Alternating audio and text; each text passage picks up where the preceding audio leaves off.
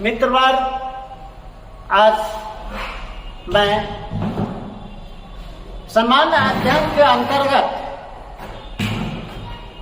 जीव विज्ञान और जीव विज्ञान के तहत जंतु विज्ञान के वर्गीकरण, जंतुओं का वर्गीकरण यानी टेक्सोनॉमी पर हम चर्चा करेंगे।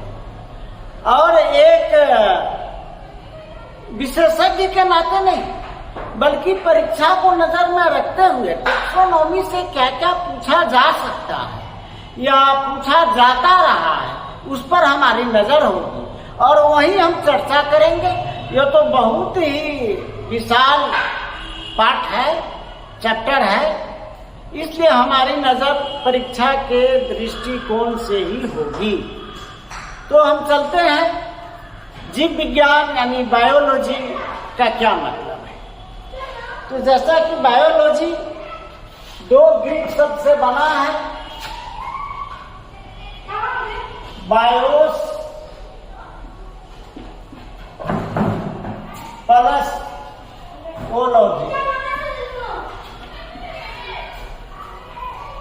बायोस मीन्स लाइफ और ology means science of study of discourse of etc. अब बायोलॉजी को फिर दो भागों में बांटा गया। पहला है जूलॉजी और दूसरा है बॉटनी। जूलॉजी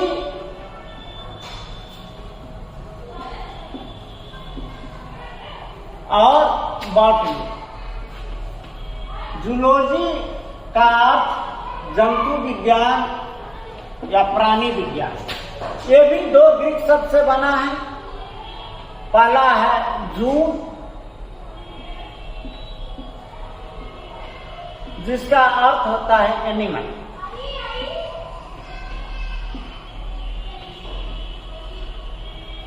और ology science of study of discourse of. Botany का मतलब हिंदी होता है वनस्पति विज्ञान यानी प्लांट, हर्ब, श्रब इत्यादि।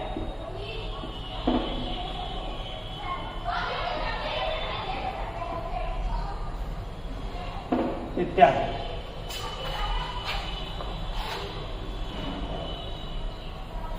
तो बायोलॉजी विज्ञान की वह शाखा है जिसमें हम जीवों का क्रमबद्ध और विशेष अध्ययन करते हैं। इसी शब्दों को ध्यान में रखते हुए कह सकते हैं कि जूलॉजी या जंतु विज्ञान बायोलॉजी की वह शाखा है जिसमें हम प्राणी या जंतुओं का सिलसिलेवार और विशेष अध्ययन करते हैं। इसी तरह बॉटनी वनस्पति विज्ञान के बारे में कहा जा सकता है। लेकिन आज चर्चा का विषय, मुद्दा हमारा है टेक्सोनॉमी, वर्गीकरण। सवाल उठता है कि वर्गीकरण क्यों, उसका अध्ययन क्यों जरूरी है। इससे पहले हम ये आते हैं कि जब हम तमाम फिजिक्स, केमिस्ट्री, तमाम या मानविकी पेपरों का अध्ययन करते हैं, ये तो जीव विज्ञान है, जीवन का विज्ञान है, हमारा आपका विज्ञान है। तो हमें और जीवों को जानना बहुत जरूरी है।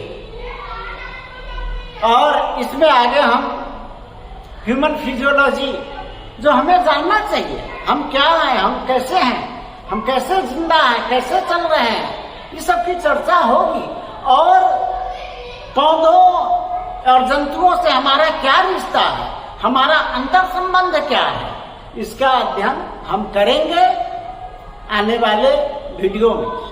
आज मैं वर्गीकरण की पर, जंतुओं का वर्गीकरण पर चर्चा करेंगे। वर्गीकरण क्यों, सीधा सवाल। तो इसका सीधा जवाब है वर्गीकरण इसलिए कि एक एक जीवों का अध्ययन उनके गुण, स्वभाव, रचना के आधार पर करना मुश्किल काम है। तो हम समूह में अध्ययन करते हैं, जीवों को एक वर्ग में बांटकर उसका अध्ययन करते हैं, इससे सहूलियत होती है। दूसरी बात, हम ये जानना चाहेंगे, इस चीज को आप ध्यान में रखेंगे कि आधुनिक का समकालीन जो वर्गीकरण की पद्धति है वह लिनियस महोदय के सिद्धांत, उनके दिए हुए वर्गीकरण को दुनिया मान रही है। साथ ही इससे संबंधित एक और को सवाल आ जाता है कि वर्गीकरण का जनक किसे कहा जाता है? फादर ऑफ टेक्सोनॉमी निश्चित रूप से लिनियस महोदय हैं। और जीव विज्ञान का जनक किसे कहा जाता है? अरस्तु। चलिए अब वर्गीकरण के तहत कौन कौन वर्ग हैं,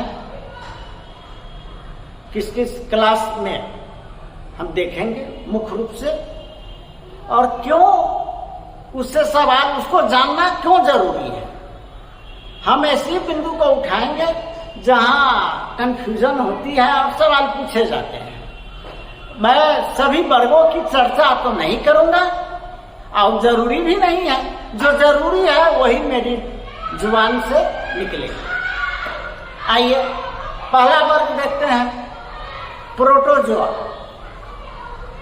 प्रोटोजोआ भी दो ग्रीक शब्द से बना है, प्रोटोस प्लस जोआ एंड जून। प्राथमिक जीव को प्रोटोजोआ कहते हैं। अब चर्चा करते हैं प्रोटोजोआ, उसकी विशेषता क्या है, कौन प्रोटोजोआ के अंतर्गत आता है। तो अमीबा और पैरामीशियम है। अमीबा का वैज्ञानिक नाम अमीबा प्रोटियस है। जब जीवों का विकास हुआ तो सबसे पहले अमीबा ही आया, और अमीबा को अजर अमर कहा जाता है।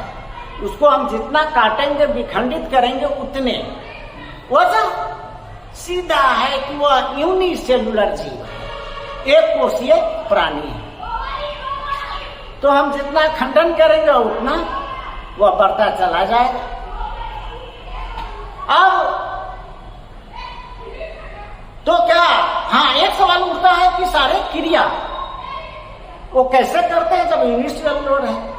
हाँ, एक कोशिकीय जीव होने के बावजूद भी वो उसी कोशिका में जरूरत बस पैर बन जाता है चलने के लिए, लोकोमोशन के लिए, जिसको हम सुडोपोडिया कहते हैं।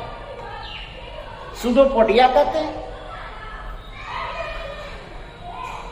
अंतःग्रहण, इंडाइजेशन, कोई चीज है अपने अंदर धक्का मार के दीवार तोड़ के अपने अंदर रख लेता है और उसका डाइजेशन कर लेता है। यदि डाइजेशन योग्य चीज नहीं है तो आगे बढ़ जाता है, उसके बॉडी से पीछे निकल जाता है।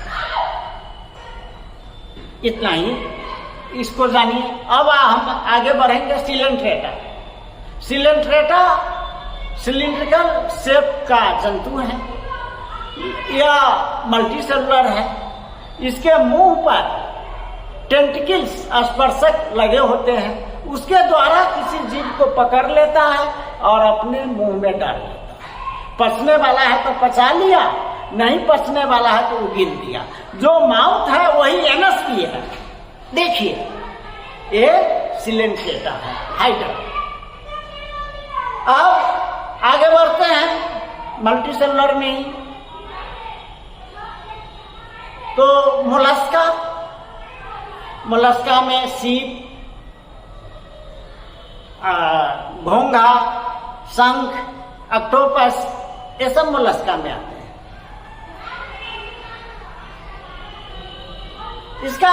इसके शरीर पर, अधिकांश मोलस्का के शरीर पर कैल्शियम कार्बोनेट का कवच होता है और उसके अंदर उसका सुकोमल शरीर सुरक्षित रहता है। इसमें रक्त होता है लेकिन रंगहीन होता है। अब सिलिंट्रेटा के बाद मोलस्का के बाद हम आएंगे जलीय जीव में ही आते हैं। तो पीसीज मत्स्य वर्ग, मत्स्य वर्ग उसमें कॉर्डेटा बोन होता है, जलीय जीव है, सांस लेने के लिए गलफरे का विकास होता है, लंग विकसित नहीं होता और उसका स्वभाव है शीत शोणित, कोल्ड ब्लडेड। पीसीज में जो भी है कोल्ड ब्लडेड होते हैं।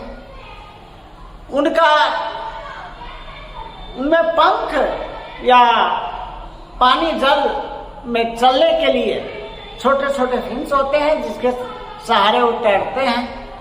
और विशेषता है कि उनका शरीर नौकाकार होता है, पानी को चीरने फरने आगे बढ़ने के लिए। ये जलीय जीव है मत्स्य। अब यहां ध्यान दीजिए, कभी कभी सॉस डॉल्फिन वो मछली जैसा लगता है, लेकिन वह पीसीज क्लास में नहीं आता, वह मत्स्य वर्ग में नहीं आता है, क्योंकि वह बच्चे पैदा करते हैं। इसी तरह से कहने के लिए तो व्हेल मछली अंडा नहीं देता, वो बच्चे को जन्म, तो भी मैमेलिया हो गया जैसे हम हैं, बाघ, शेर, चीता, हाथी। तो दो अपवाद आपको कभी कभी परीक्षा में एक क्वेश्चन डाल देता है कि डॉल्फिन किस वर्ग में आता है, ऑप्शन दे देगा, स्तनपायी, मत्स्य और मोलस्का और कुछ देके आपको बुलाया जा सकता है। आप तो जानेंगे कि पानी में जलीय जीव है, मछली है, उसी तरह से है, अतः मत्स्य वर्ग ही होगा। यहाँ आप मार खा गए। अब पीसीज से हम आगे बढ़ने से पहले एक और बड़ा महत्वपूर्ण वर्ग आता है, वह है एम्फीबिया।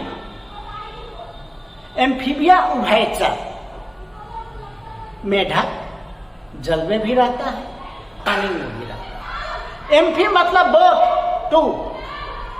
बिया बायो शब्द से बना है, जिसका जीवन यापन दोनों जगह, यहाँ जगह का मतलब है जल और स्थल। तो इसमें इसकी विशेषता है कि इनके रीढ़ की हड्डी होती है। दूसरी बात, एक कोल्ड ब्लडेड होते हैं, हिंदी में कहिए शीत शोणित, ठंड है, उष्णीय जीव, रक्तीय जीव।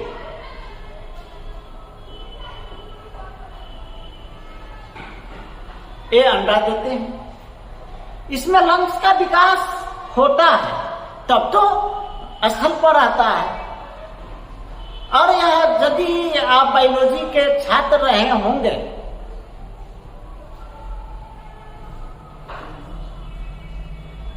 तो निश्चित रूप से डिसेक्शन के लिए, उसके अध्ययन के लिए आपको आपके पास आया होगा, आप देखे होंगे। नहीं तो ये जानिए, इनके मेढक में लंग्स के साथ साथ दिल भी होता है। हाँ, जो फ्री चैम्बर के होते हैं, हमारा 4 चैम्बर यही है। अब एम्फीबिया की बात हो गई, इससे आगे थोड़ा हम बढ़ते हैं।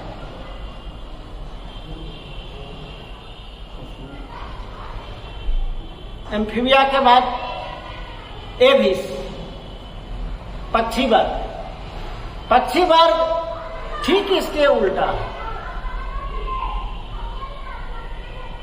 पहला स्वभाव, अगला पैर जो है वह डायना में कन्वर्ट हो जाता है। दूसरी विशेषता है कि यह उष्ण रक्त वाला जीव है, हॉट ब्लडेड। इनके शरीर पर पर होते हैं, पंख होते हैं जो गर्म रखते हैं। हड्डी तो रीढ़ है, ऐसा तो होता ही है, अंडा देते हैं। फिर यहां मैं कुछ रुकूंगा, आपका ध्यान ले जाना चाहता हूं जहां परीक्षा में आपको कंफ्यूज करने का कोशिश किया जाता है। आप ये भी इसको उड़ने के हिसाब से उसमें रखा। बेशक हॉट ब्लडेड, तो जो हम चर्चा करेंगे वो भी हॉट ब्लडेड का ही करेंगे, उड़ने वाले का ही करेंगे। लेकिन वो अंडा नहीं दे रहे हैं, बच्चा को जन्म दे रहे हैं, वो है चमगादड़। बैठ। और एक मार्केबल चीज है, उड़ने वाले हैं लेकिन पक्षी है, उड़ने वाले नहीं है लेकिन पक्षी है, शुतुरमुर्ग। इसी क्रम में हम अपने वर्गीकरण को थोड़ा आगे ले जाते हैं। इसके बाद आर्थ्रोपोडा में आएंगे। कीड़े मकोड़े, मक्खी, केकड़ा, ये सब जो है, आर्थोस मीन्स ज्वाइंटेड। अब पोडा पेडा सबसे पांव, जिसके पैर जुड़े हो, उसको हम आर्थ्रोपोडा की श्रेणी में रखते हैं। ये भी अंडा देने वाले हैं।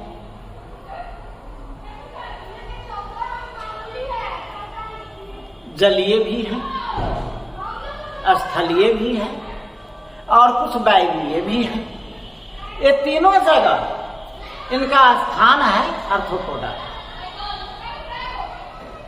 आर्थ्रोपोडा के बाद एक और विशेष वर्ग है रेप्टालिया, जिसको हम सरीसृप कहते हैं। सरीसृप में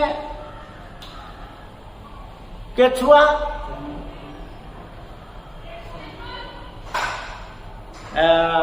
सरीसृप में कछुआ, टर्टवाइज, सांप, इसके बाद मगरमच्छ, ये सब आते हैं। डायनासोर भी वही था।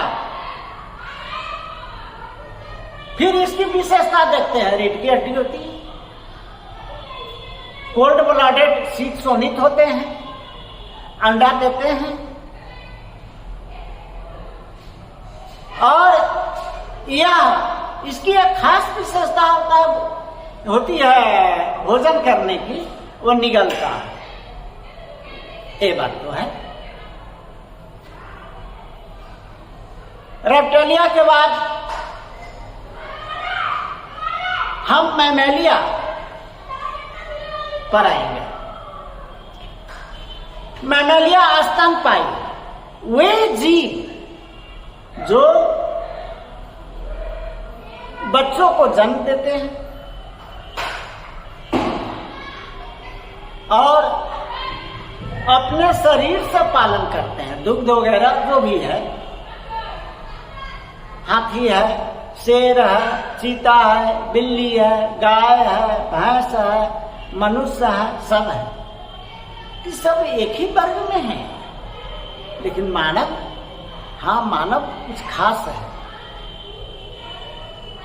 या जब इसके वंश पर आते हैं, जीनस इसको कहते हैं, तो होमो और इसकी जाति जो है सेपियंस, होमोसेपियंस हम लोग हैं। क्रम बाघ, शेर, हाथी, मानव सबका ऑर्डर एक ही है, लेकिन जब उसके नीचे आते हैं तो अलग अलग विभाजित होते चला जाता है। अब लीजिए पैंथरा जीनस में टाइगर भी है और लायन भी है। लायन को हम पैंथरा लियो कहते हैं, शेर को, वहीं बाघ को पैंथरा टिग्रिस, और कैट भी पैंथरा क्यूटिस। इसी तरह से सबसे नीचे स्पीसीज आता है, उसके ऊपर जीनस है, तो ऑर्डर है। तो ऑर्डर में हो सकता है कई जीव, जीनस में आने के बाद छट जाता है, उसका लिमिटेशन हो जाता है। फिर जब हम स्पीसीज में आते हैं तो एक खास उसकी लकीर खिंच जाती है। यही टेक्सोनॉमी में एक खास बातें हैं। अब हम थोड़ा सा बाइनोमियल सिस्टम जो लिनियस महोदय ने वर्गीकरण का एक वैज्ञानिक रास्ता दिया, उसकी चर्चा करेंगे।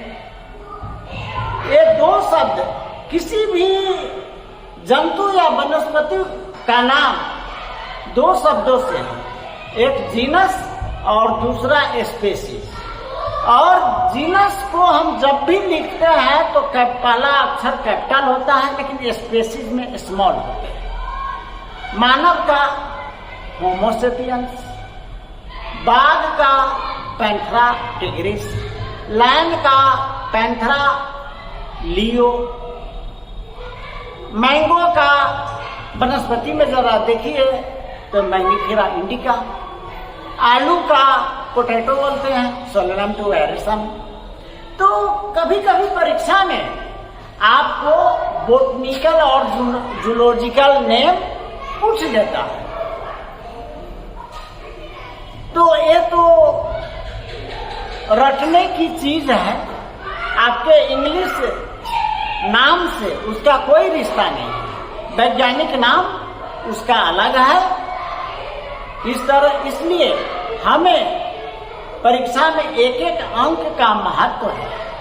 तो टेक्सोनॉमी में जो हमने अभी तक इशारा किया है, कैसे कैसे कंफ्यूज करता है, उस पर तो ध्यान देना ही है।